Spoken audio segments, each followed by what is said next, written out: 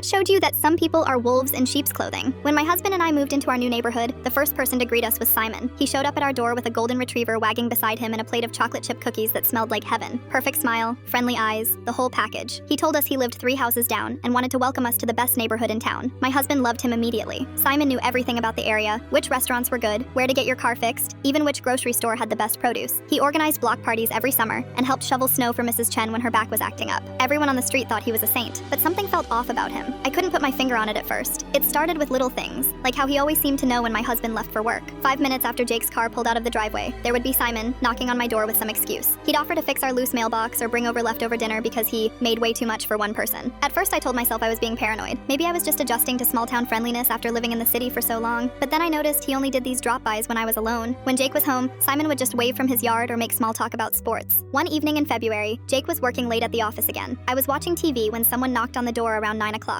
It was Simon, holding a flashlight and looking concerned. "Hey Lydia, I was walking Rex and saw someone lurking around your backyard," he said, his brow furrowed with worry. "Thought you should know since Jake's not home." My stomach dropped. I grabbed my coat and followed him outside to check. He led me around to the side of the house, pointing his flashlight at the ground near our bedroom window. "See those footprints in the snow? Someone was definitely here." I looked down at the marks in the fresh powder, and my blood went cold. The boot prints were exactly the same tread pattern as the shoes Simon was wearing right now. I glanced at his feet, then back at the prints, trying to keep my expression neutral. "Oh wow, that's scary," I managed to say, backing toward the front door. "Thanks for letting me know. I'll call Jake." The next morning, I went to the hardware store and bought a cheap security camera. I set it up pointing at our driveway, hidden behind a plant on our porch. I didn't even tell Jake about it because I knew he'd think I was being ridiculous about his new best friend. 2 nights later, I checked the footage on my phone before bed. There was Simon at 1:30 a.m., not walking his dog, not passing by on a stroll. He was crouched down beside our living room window, moving his head around like he was trying to see inside. My hands were shaking as I watched him stay there for almost 10 minutes before creeping back toward the street. I took screenshots and marched over to Carol, our HOA president, the next morning. She looked at the images and shook her head. "Oh, honey, this must be some kind of misunderstanding," she said, handing my phone back. "Simon volunteers at the animal shelter every weekend. He's the nicest guy on the street. Maybe someone else was wearing similar boots?" No one wanted to believe me. At the block party planning meeting, I brought it up again, and 3 different neighbors jumped to Simon's defense. "He helped me move my couch last month," said one. "He found my cat when she got out," said another. I felt like I was going crazy, so I bought more cameras. I put one in our backyard, one pointing at the side of our house, and even a tiny one I hid in our front garden. I was determined to get proof that couldn't be explained away. What I found made my stomach turn. Simon wasn't just creeping around our house. Over the next week, the cameras caught him opening car doors in the Johnsons' driveway, peering into the Miller's kitchen window, and even trying door handles to see if anything was unlocked. He was like a ghost, moving through the neighborhood in the middle of the night. I printed out every screenshot and video clip, organized them by date and time, and created an anonymous email account. Then I sent everything to our neighborhood group chat with a message: "This is what your beloved neighbor does when you're sleeping." The police were called that same day. While they couldn't arrest him for anything based on my footage alone, it was enough to get a restraining order for the entire neighborhood. Simon was gone by the end of the week.